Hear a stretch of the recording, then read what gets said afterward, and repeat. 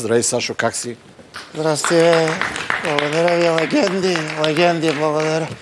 Оф, вече учици спряха да идват в квартирата. Оф, и виси си омекнала често секирата. Старост не радости. Искаш да кажеш, че с възрастта либидото си отива, така ли? Остави ме тая мъка, само моя е. Добре, да не бъркам в раната. Не бъркай. Наистина ли Деси Радева участва в твой клип? Аз за първ път чувам такова нещо. Така и бе, точно така. Десия вземахме в последния момент да се снима в клипа ми Скали на парчето "Дали съм жив". Да.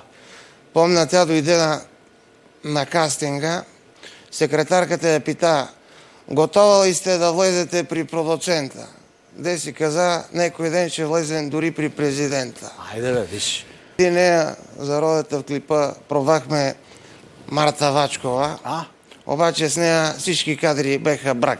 Що? През цялото време Марта закриваше Кали с тялото си. Значи трябвало е професионален кастинг да направите. Трябваше, да. Беше много тегаво Иве да избереме момичетата, защото имаше много красавици и дълго се чудехме. 7 дена, 7 нощи, аз въобще не спах, че със мисълта за тия с моя си игра. Спомняш си